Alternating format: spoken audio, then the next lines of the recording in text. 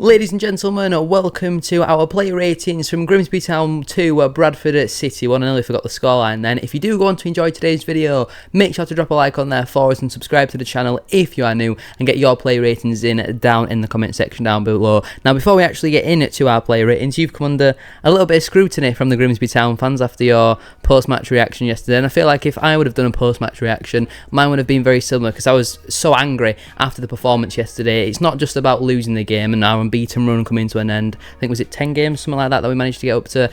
It's the disappointment of the performance, because we were terrible. But I think we can also say that Grimsby at times were poor, especially defensively. Going forward, they look quite solid, and they cut us open a few times. They've had a penalty in the first half. They had a clear-cut opportunity as well in there. They deserved to win the football match, but I think we've also got to factor in just how bad at Bradford City were, as well as Grimsby Town. But you're getting heavily criticised on social media, I've seen. Yeah, I'm not too bothered about it, to be honest.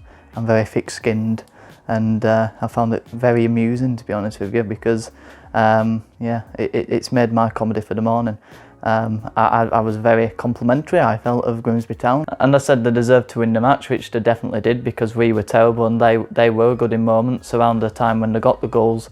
They could have made it 3-4, maybe even 5. We were that bad defensively, and they made full use of our poor defending, and they looked good going forward. And defensively, they were decent at times, but I felt like we should have troubled them a lot more, but we didn't get close to them. The pressing were fantastic, but what I've seen from this season and last season, and yes, I may have got it slightly wrong, that they've changed most of the squad, but that's the transfer deadline day for you and the back end.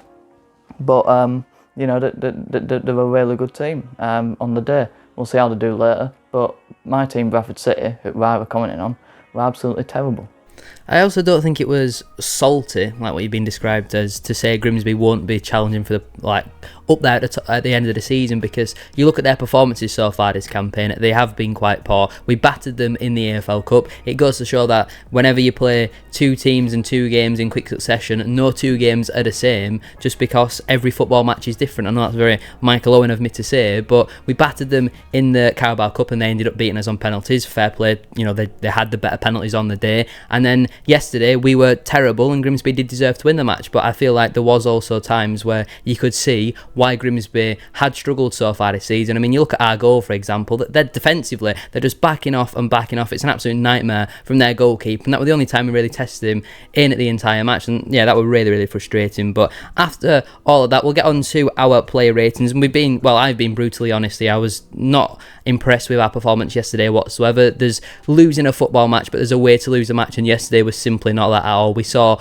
glimpses of the bad runs that we've had previously under Graham Alexander in that performance yesterday, and I hope it doesn't continue on for the future matches to come. But we'll start firstly with Sam Walker. I've gone with a 4 out of 10 for Sam Walker. I thought he was really poor. He makes a big error for the first goal. I know it looks like it gets caught in the wind, but it's not like it's massively being taken away from him. It's a simple step to the left, and yes, it's going against his body weight, but I feel like a goalkeeper should still be able to react to that. When he's then on the floor, it takes him 4, 5, 6 seconds to react and get back up, but that's far too slow. Obviously, there's people on top of him and all that sort of stuff, but I feel like he could have got up a little bit quicker. His distribution was really poor. We needed to get back into the game, and at times he was trying to distribute quickly, and he just kept kicking it out of play. I was really frustrated with Sam Walker yesterday. Makes a big error for the first goal. Didn't really make many saves in the match, so I've gone 4 out of 10. I'm going 3 as well. The goal it's shockingly poor to come out, and he's normally very commanding in the box, and to lose sight of the ball like he did was poor. And like I say, his reaction time was even worse. And then his distribution, I agree, it was poor. Sometimes going long, and it's not the right time to go long, and he tried playing a few switches towards Terrick Wright, and it went over him and out for throw-ins, and yeah, it definitely wasn't his best performance for Bradford City. Aidan Baldwin up next then. Obviously, he was only on the pitch for 9 minutes. It looks like it was a hamstring problem, which I think he's got a little bit of a history of, which is obviously not ideal. But for someone who was saying that he has the hamstring problem history, they were saying that he's other leg to normal, which is even more concerning. But I've gone 6 out of 10. He was on the pitch for 9 minutes, so we can't really comment on all too much. But I think when he went off, he looked like a bit of a big loss. He's been very good for us so far this season, and defensively when we went off, we had to completely restructure that back 3. Byrne went to the right, Kelly was in the middle, and Shepherd came on and played as the left. All 3 of them were terrible yesterday, and losing Aidan Baldwin was a very significant loss. Have you got anything else to add on Baldwin? Yeah, it's just that same thing, innit? You don't know what you've got until you lose it. He came off. We definitely lost our way as a defensive unit. We had to adapt. We didn't adapt, and I think he's definitely going to be a big miss because he's been one of our best players so far. Neil Byrne up next then, someone who's caused a lot of debate on the player ratings so far this season, even in the comment section down below. But Neil Byrne yesterday gets a 1 out of 10 for me. I've been a big critic of him so far this season, but yesterday it was a completely different level. He was absolutely useless. He cannot play right centre-back ever again. In the middle, he's looked okay at times and was decent against Bromley, but yesterday, playing as that right centre-back, he was absolutely all over the place. He should do better as well for the second goal, in my opinion. Again, it's kind of lazy defending in the way that he tries to block the shot. It goes through his legs and so frustrating. He was having to defend 1v1 against Charles Vernon, which, I mean, goodness me, he got absolutely ran ragged in the game. He must be dropped. There were a few occasions as well where he was trying to shield the ball, and it ended up in Grimsby getting a chance because the Grimsby attacker was wrapping his foot around and playing the ball through. He needed to be more commanding, and trust me, he wasn't the only one who was terrible yesterday, but Neil Byrne, I have to say it how I see it, and unfortunately he was useless yesterday. 1 out of 10. Do you think fun's a bit harsh? There's more ones to come. There's a 0 to come as well. That's fair enough then, because that is deserved. I'd give him a 2 because it's Neil, but at the end of the day, it was absolutely terrible. I mean, it looked way off the pace, got done a number of times, and looking off the pace and then not even understanding where you are, not delaying their attacks. We got done a number of times down that right hand side, and it was definitely shown that he's a central centre back and not a right side centre back. So I've been fairly pleased with Neil Byrne as a central centre back. I think he's solid in there. He can get on with his job. He doesn't need to use his pace too much. But as a right side centre back, he definitely got found out down that side. And I suppose, when you're talking about it, you have to talk about the back three as a whole, as a unit, and I think we will be fairly even in our judging of the back three, because they all looked way off the pace in that line, and we were just massively disjointed.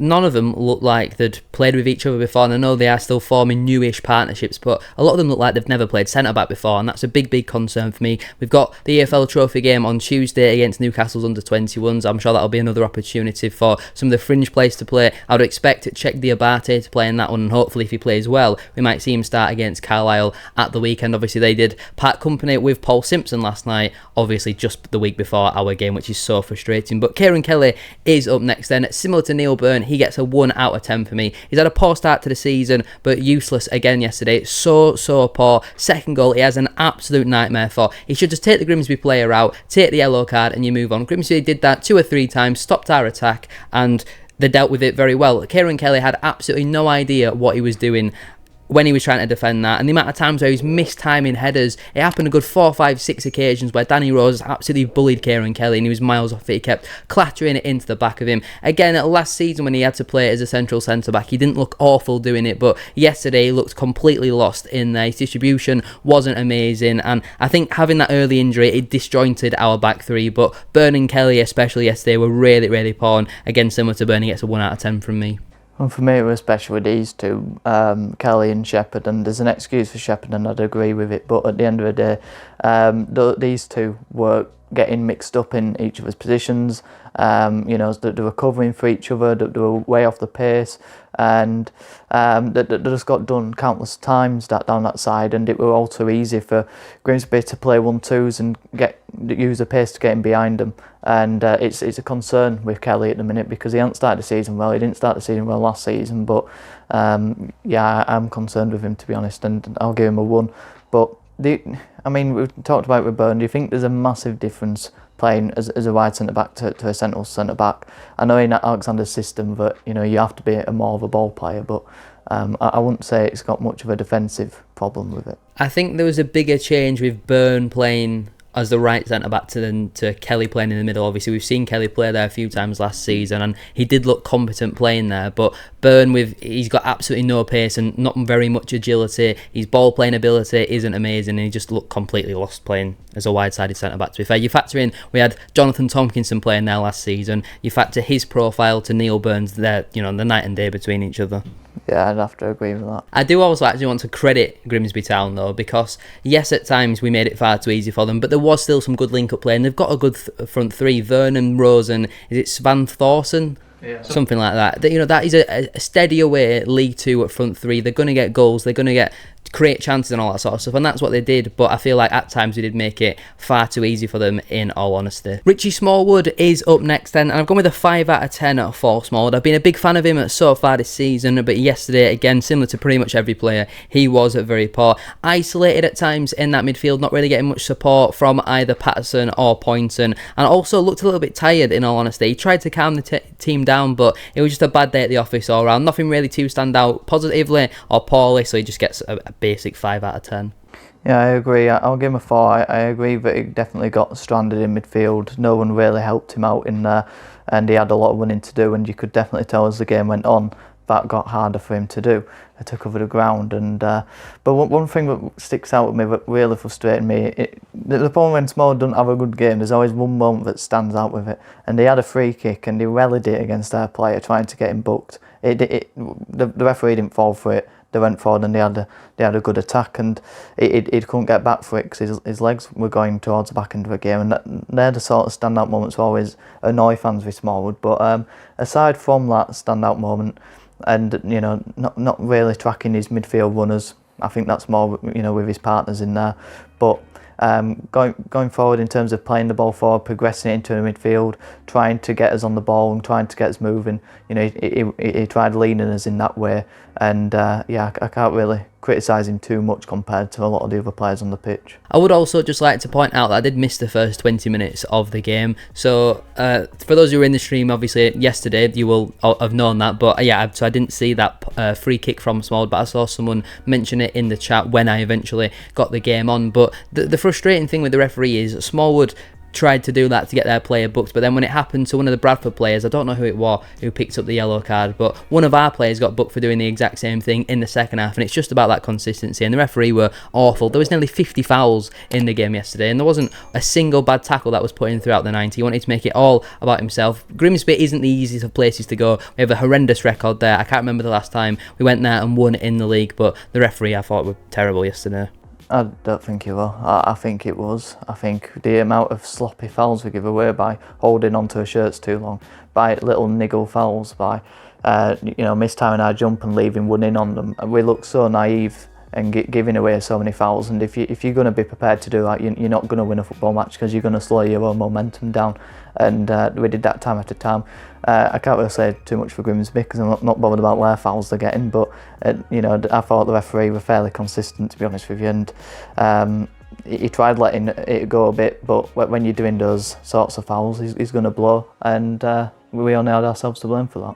I think, there definitely was quite a lot of just clumsy, stupid ones where, especially that it was Kavanagh and Shepherd who seemed to be the repeated offenders, where they were just unnecessarily diving into challenges when they were deep in the Grimsby half, and it didn't really make sense. But we were told at the start of the season that the referees are going to allow much more contact this season. There were quite a few that I just thought, come on referee, but let's speed the game up a little bit. But obviously Grimsby were 2-0 up and it suited them quite a lot. You got anything else to add on that? Yeah, we missed out Jack Shepherd. We moved to Smallwood and we left Jack Shepherd. Yeah, Jack Shepherd's a sub. We'll get onto him when we get to the subs. Oh yeah, because the ball didn't, yeah. Yeah, Jack Shepherd is a sub. I know what I'm doing here. You just sit there and look. Yeah?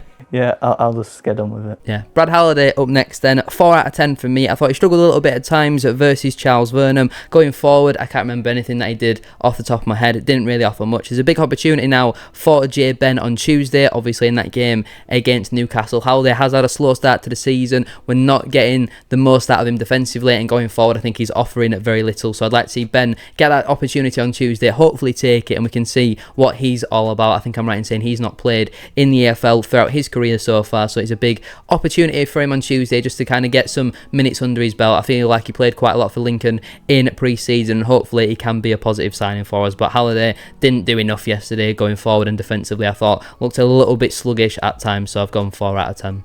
Giving him a 2, because the amount of chances that came down that side, and you can't just blame Byrne for it all. Halliday was so slow in tracking back, gave the ball away in some silly, stupid areas. Didn't look to take his man on, and I know he can't, but last season, bombing on down at right wing, we haven't seen that same flying Brad Halliday. A few crosses he put in were really tame. And like I said, defensively in a 1v1 this season, but in this game as well, he seems to get skinned so easily and done physically sometimes as well. There's a lot of his game that's really, miles away from where Brad Halliday was, and his expectations ceiling, it's so high. But that's the problem. Can he get back to that expectation? Is it down to other varying things that went on last season, maybe the contract or whatever, but or just another another year? Is he aging? Is it a pre-season thing? But at the end of the day, he's got to try and get back up to that level or near that level, because at the minute he's far from it.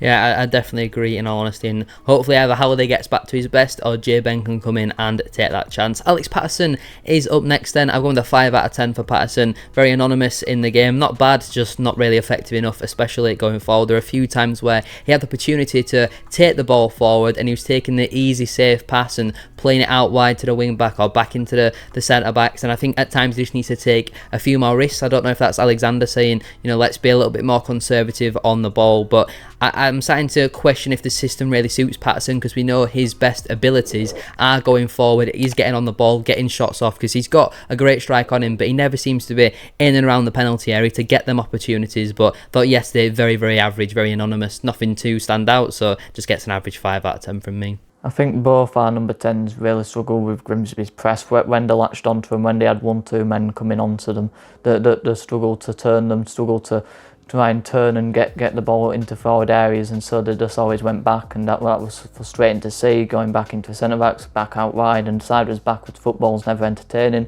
And Patterson and Poynton definitely played into that, but Patterson more so, because like you say, he didn't take as many risks on the ball, and that's what you've got to do in those sort of games. You've got to have the courage, you've got to have the bravery to use your strength, hold the ball up and turn, which Poynton did on a number of occasions, but Patterson didn't. And in terms of defensively, like I said, the 2 number 10s, I was disappointed about the lack of tracking back to help out Smallwood. Yeah, with Bobby Poynton, I've given him a 5 out of 10 as well. Very similar to Alex Patterson, didn't do anything of note. There's a few times where he picked the ball up on the half turn and looked to take it forward.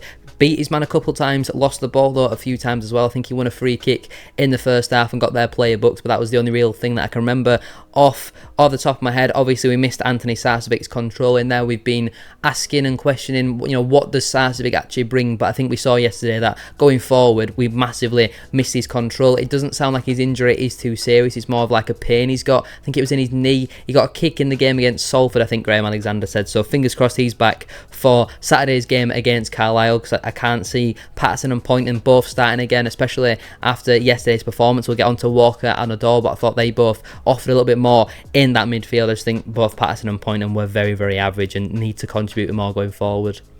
Yeah, I thought I'll give Poynton a 5, Patterson a 4, because I did forget to say it, like I forgot to give the score predictions that time. But yeah, I think Poynton looked to create, looked to be positive, didn't take the easy option as much, although still did. I liked how he wanted to get on the ball and turn and try and make something happen, but it didn't work out for him. And like I said, the subs, Walker and Dodder had a much better effect on the game. I don't know why that was with Poynton, but yeah, like I say, I was just mainly disappointed with the 2 10s, with the lack of tracking back and the lack of protecting the ball, because again, Poynton, he was another one who gave away a few sloppy fouls, and sometimes in games, and this is why Alexander don't like to play him as much, he can look like a young lad running around with a load of men, and that was another one of the games where sometimes he got bullied on the ball, he gave away sloppy free kicks, and when you're not getting that standout goal outside the box, or you're not creating any big chances, it stands out more. Yeah, I definitely agree, and I think Alexander's not necessarily been the biggest fan of Bobby Poynton so far. He seems to be very harsh on him, and I would be very surprised if he does start next week against Carlisle. He might start though on Tuesday. I guess we'll just have to wait and see. But Tyreek Wright is up next then. I've gone 4 out of 10 for Wright, quite similar to Brad Halliday in all honesty. He wasn't awful apart from his stupid yellow card which he picked up. He was driving forward the ball on our left side, took a touch which was far too heavy, and it's not the first time we've seen him take a very heavy touch, and then he lunged in to try and win the ball back and just completely clean the Grimsby player out. I thought that was so unnecessary, and he had so much time on the ball, but again it comes down to his bad touch again, and that's not the first time we've mentioned it so far this season. He needs to offer more going forward though, because he doesn't offer anything defensively, and he needs to be getting more crosses into the box. I missed the first 20 minutes, so I don't know if he did much in there, but from what I saw, again, can't remember anything he did in terms of positive news. Obviously their second goal does come down his side, but from memory I can't really remember back to Tyreek Wright being anywhere near it, in all honesty. It was just Kelly really far out wide, and you factor in he's the middle centre back at that point, so he must have got our press completely wrong. But Tyreek Wright 4 needs to be better. I'll give him a 5 because I like the areas that he got in, and he was one of our attacking threat, and they did look to take players on, but his end product were missing, unfortunately, and that's something I've said to him often recently about Tyreek Wright. The game against Bromley, I hope that he'd have used that for momentum and confidence to kick on, and he didn't, but neither did the whole team, so I'm hoping that he can put that behind him, and maybe in 5 games we'll get back to seeing what he can do. But that's the thing with Tyreek Wright, you look at the 22-23 Wright and you just hope he can get back to that, and we saw a glimpse against Bromley, and the disappointing thing, he hasn't kicked on. Like I say, in the game a couple of times he got found too far up the pitch, which has been it's been too much of an occurrence when Tyreek Wright's been a wing back, and you've got to make sure you track him back. And like I say, it were a petulant free kick to give away, and that were probably his standout moment. He had a good chance to counter, use his pace, get round his man and ruin, and instead he takes a bad touch and gives away a free kick, and it pretty much summed up our afternoon as a team.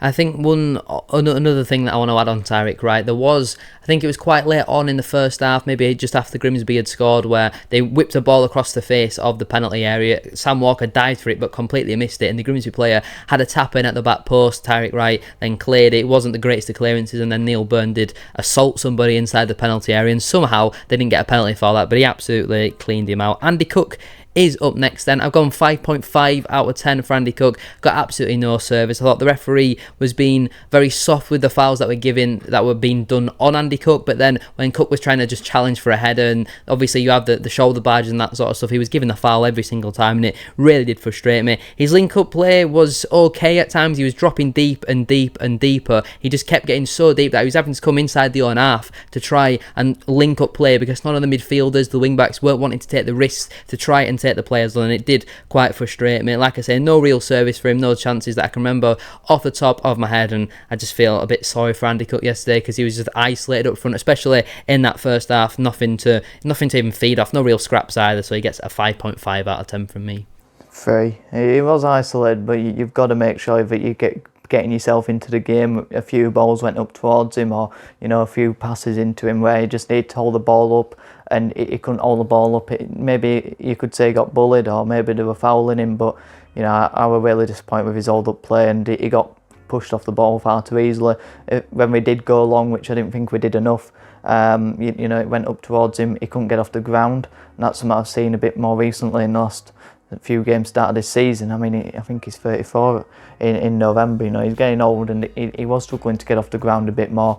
So hopefully that's not something we'll keep seeing. But it was a poor game for everyone. It was a poor game for Andy Cook. Yes, he should have had more service, but I feel like he could have done more to get himself into the game as well, and others by holding the ball up. Callum Kavanagh is up next then. He gets a 0 out of 10 from me. One of the worst individual performances I have ever seen. He was playing, I think it's actually quite disrespectful to say as bad as Dara Costello, because Costello I don't think ever played that bad like what Callum Kavanagh did yesterday. So bad. His first touch was awful, and it meant his second touch every time was having to be a tackle. Somehow didn't get booked despite putting in 4, 5, 6, 7 fouls, and they weren't just like light fouls. There were a few which were completely mistimed, and he was just completely cleaning the Grimsby players out. He mistimed a lot of tackles, mistimed the jump as well for a lot of headers. He has been poor all season, but yesterday was a complete another level for Callum Kavanagh.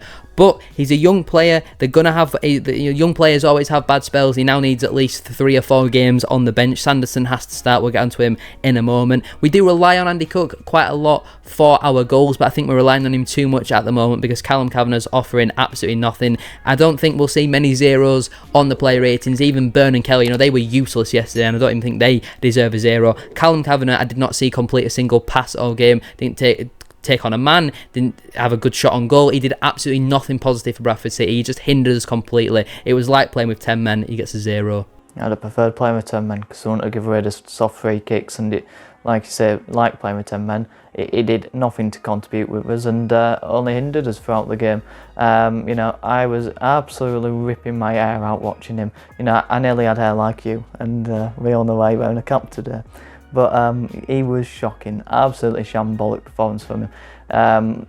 Like I said, just so sloppy, naive, and yes, he's a young lad. So if Callum Kavanagh's had he's had numerous bad games now, and he keeps getting the next game. And if Bobby Poynton has a game like that, Graham Alexander, he's going to absence him from the squad for months. He ain't going to get a sniff back in the team, and that should be the same for Callum Kavanagh. In terms of what you do, I want to convince with Sanderson. I didn't think he had much of an impact on the game. Personally, I'd move away from the 2 up top and I'd go with 1 behind, and go with 2 behind Andy Cook and maybe Patterson alongside Smallwood, because I think we need a bit more control in the midfield, and we got outwon in midfield, and I feel like that's what we should have changed to at half time instead of sticking with the same formation, because it clearly wasn't working. Everything we threw towards Grimsby came back every time they had the ball. They got forward runners.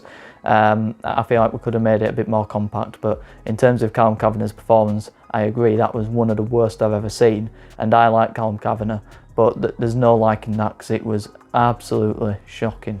Honestly, I couldn't agree more. Let's move on then to our substitutions next. First up, Jack Shepherd. I've gone 2 out of 10. I had him down as 3, but I've just changed it there to 2 because I think, thinking back to his performance yesterday, he was really, really poor. He came on after 9 minutes, and I was expecting big things from Jack Shepherd because he was excellent in the Carabao Cup against Grimsby just a few weeks ago, but he was so poor. The one thing that I will kind of give him a bit of leeway for is, as a centre-back, when you're on the bench, it's very rare that you're going to come on for any more than 5 minutes. So to have to come on after 9 minutes, as much as you can prepare all you like, that mental preparation can always be absolutely spot on. And obviously we've got to reshuffle the back 3 completely. He gave away a really poor sloppy free kick for their first goal, and he probably will start on Tuesday, and I'd like to see him put in another solid performance, but he must improve. Hopefully that's his one bad game out of the way. I just think all 3 centre-backs who played more than 9 minutes were terrible yesterday, but Jack Shepherd, out of all of them,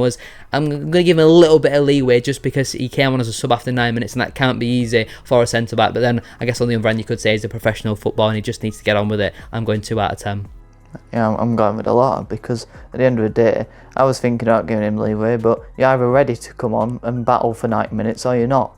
And as a backup, if you know you're going to be a backup and you've got to work your way into a team with a back 3 that were performing rather solidly, in my opinion, you've got to come in and you've got to make sure that you're doing the best you can to make sure that if it's an injury, if it's a suspension, you're in the next match week. And he's done the complete opposite of that.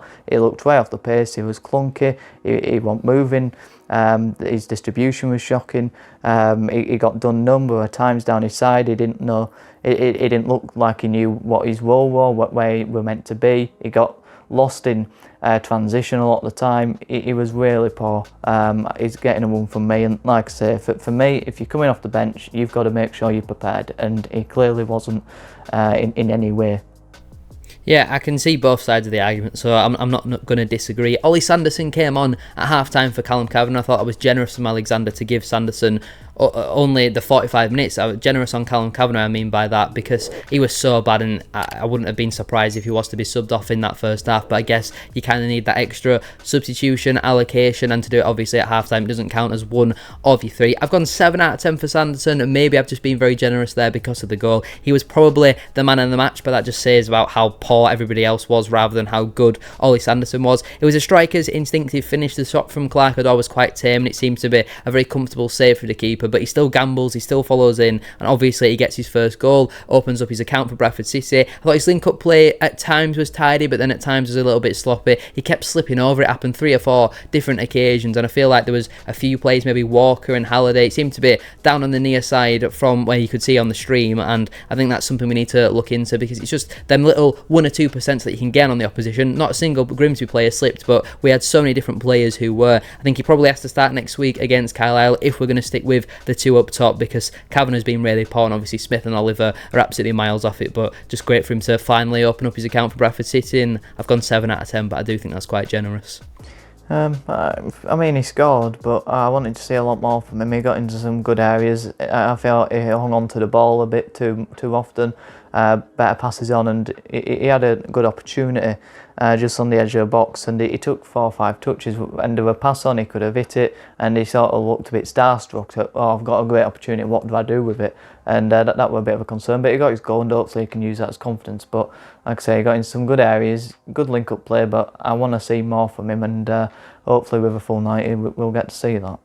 We then saw the double substitution around 60-65 minutes, where we just went like-for-like changes in the midfield. Jamie Walker came on. I've gone 6 out of 10 for him. It was a positive performance. He tried to make things happen and was quite unlucky with the outside of the foot shot on another day that might nestle into the bottom corner. I think he probably will start against Carlisle if Anthony Sarcevic isn't fit, because I don't think Poynton really did take his opportunity. He'll definitely start on Tuesday against Newcastle, but I think he tried, he looked positive, he looked to play forward, and I quite like that, but I still think there is a lot more to come from Jamie Walker. We know he's going to be here now until at least January, despite all the interest in him this summer, and I've gone 6 out of 10 for him. Yeah, 7. He changed the game, and that's what you've got to do as a sub when you're 2-0 down, and he gives more energy, more creativity, got into the right areas. The final ball, like you say, for that shot, you know, the pass were on, I think, to Sanderson. That would have been the better option, but he had the go, and it wasn't too far away, and that's what you want to see, that endeavour, that dynamism, and that's what Jamie Walker always brings, and that's why a lot of people feel like it's unfair for him not to be playing how he finished last season, and I have no doubt that, like I say, with Jack Shepherd coming on, you've got to make an impact, and that's what Jamie Walker did. He was ready to come on, and he changed the game. It was nice to see when we made that double substitution that the midfielders weren't scared to shoot. They were getting forward and getting into attacking positions. And Clark Adore also came on at the same time as Walker, and I've gone 6.5 out of 10 for him. Only slightly better because he got his shot on target, which caused the goal, and Jamie Walker's shot did go wide. It was so nice to see somebody actually run at the Grimsby defence, and they didn't know what to do when they had players who picked up the ball and ran at them, because they were just backing off and allowed a free shot at goal. It was very easy to get that shot off, and I feel like it was so frustrating that it took us 78 minutes to actually try and go at them and try and attack them. I thought his link-up play at times on that left side was nice. The end product though from him and right into the box wasn't amazing, but I think he had a positive impact, so I've gone 6.5 out of 10. Yeah, exactly that. I'll go again, run up with 7 because of his impact in the goal, and you know, if you don't have wheels, you can't drive, can you? You know, if you don't shoot, you don't score. It's the same thing, and that's what I want to see more of. And it were nice to see. You know, we've talked about Clark Adore getting on the ball, taking on players, and then getting the final ball, getting a shot off, or picking the pass away. And that's what he did in that moment. And if we can see more from that, he'll turn into a top player. Because we've said before, he's probably technically one of our best players on the ball, and like you say, you know, they were tracking back. They didn't know what to do when Clark Adore were running at them, and that's only a positive. So again, two players who came on, changed the game, and the momentum of the game changed as well, because it went from us, you know, it was sort of in the middle of the game, a couple of end-to-end attacks, no one really doing out too threatening to us, swinging the momentum with those changes, and we looked like the more likely team to score. And then when we did, we just didn't take it to the next level, and if we did, we don't know where it could have gone, but that would definitely help by those 2 subs and Clark Adore. Yeah, Alexander is our final player rating to give. I've gone 3 out of 10 for Graham Alexander. I thought he got it wrong yesterday. The team selection, I thought again, was quite stubborn, and I think that result has been coming, not based on the performance, but based on that stubborn team selection. I've been saying it for weeks that just because their team's been winning and doing well, it doesn't mean that every player in that team has been playing well, and the main standouts who were performing badly yesterday were the players who I've come on here and spoken about and saying I don't think they've been amazing. I've not been impressed by their performance. The likes of Neil Byrne, Kieran Kelly, Callum Kavanagh as well. You know, they're three players who I have criticised so far this season. Even Brad Halliday and Tyreek Wright were pretty poor yesterday, and I feel like there should have been more subs at half time, or in the second half we should have gone to a back four. I feel like we've worked quite a lot and relied too much on the 3-5-2 formation, that we don't now have that adaptability to go to a back four and just change it up, because Grimsby, they knew what we were going to do and we couldn't deal with their press. We didn't have enough legs in there, we weren't giving them enough threats in wide areas, we weren't getting enough balls into the box. So why not put an extra man in midfield, or bring a couple wide players on and go to a back four? Because defensively we were hopeless with 3 centre backs, so maybe going to just 2 centre backs would have been even worse. But I don't really see how it could have got much worse than how we were playing. I feel like we did need a change in formation, but we seem very reliant on the 3-5-2, so I can understand why Alexander didn't want to change that. But then on the other side of things, you've got to be able to adapt in games and sometimes change your formation. You can't have the arrogance to just play your way and not worry about the opposition, especially away from home. So I think Alexander, he got it wrong yesterday, so I'm going 3 out of 10. I think we could have tightened the midfield, but I wouldn't have changed to a back four, because we were getting done down the sides too often, and that would have only have got worse going to a back four from the 5, in my opinion. But the team selection, Sarcevic wanting, you probably would have dropped him, and now you're saying we probably missed him, and I feel like that's true. But yeah, Kavanagh shouldn't have played, and that's on Alexander, because that were a clear one that we're waiting to happen. And then everyone else, I think the back line played so poorly because we missed Bouldering, and the change up, that's on the individuals for not adapting to that. So yeah, I think that the team lineup I didn't have too much of a problem with, and I don't think it had a big effect on the game. I think it was just the individuals not doing the basics right, of keeping hold of the ball and making silly errors, like I've already talked about. But Alexander, I don't think he did it too wrong, and I liked his proactability as well. Maybe not adaptability in terms of changing to formation. Like I said, I would have gone to more men in midfield and the one up top for the more energy, because we were getting out one. I think that's something he could have changed. But in terms of the half-time substitution, I didn't expect him to do it, because you don't see it often enough in management anymore, because upsetting players, or throwing them out to dry, bringing them off at half time. He did it, he reacted to it, it showed his ruthless streak that we have seen already at Bradford City under Alexander. And then making the subs as well, with bringing on Walker and Odvar, that made a good impact on the game. And if we just created more in those final minutes, which we should have done with our momentum that we had, maybe that could have been a different tale from his substitution. So I wouldn't say it was fully on Alexander, and if I'd have more confidence in us with Alexander as manager to go and turn it around on Saturday, because of his mentality and how he would have motivated the players after the defeat, and how he would have broke it down to them. Because after the game we saw, he was honest, and he was very balanced in his assessment of the game, in terms of how he saw how we weren't good enough, and he told the fans that how we saw the game as well. So yeah, I have full faith in Alexander. The game didn't go as well as we thought, but I'd blame the individuals more than him. So I give a 6 for that very long match waiting. As much as yesterday was very frustrating, I liked how Alexander came out in the post-match. He didn't try and pull the wool over the fans' eyes. He said it how it was, said it wasn't good enough, and hopefully we do see a reaction to that. I don't think you can really see a reaction on Tuesday, because there'll be loads of changes, but next week in a big crunch match against Carlisle, and that is more than 3 points on the line, and we'll come on to that at some point later on in the week. But overall, yesterday was very, very disappointing, and the performance was completely unacceptable. But I don't think we can absolutely slander everybody and say that they're all useless and a waste of space, although certain performances were useless yesterday. Certain ones of them players have proven that they can be good players in the past, and I do hope we're not going to see streaky Alexander come back, where we're going to lose the next 3 or 4 matches and be useless in them games and then go and win the next 6. We need to have that bounce back ability straight away. Anything else to add on yesterday's performance? No, I'd echo that, but hopefully it's just a bump in the road, and we've got to judge this game by how it won. It wasn't good enough, and those players have to respond now, and hopefully they're professional enough to do that. Yeah, fingers crossed. Thank you all so much then for tuning in on this Sunday afternoon. We've missed the first half of the Liverpool-Man United game for this, so fingers crossed that one has been a boring 0-0 in the second half. He's going to finish at 5-5, but make sure to drop a like on there for us and subscribe to the channel if you are new. Get your player ratings in down in the comment section down below, and go check out Korban's channel to see why the Grimsby fans are so angry with him over there. The link will be down in the description description down below. Thank you all for watching. Have a great rest of your day, and we'll see you all very soon for another one. Peace.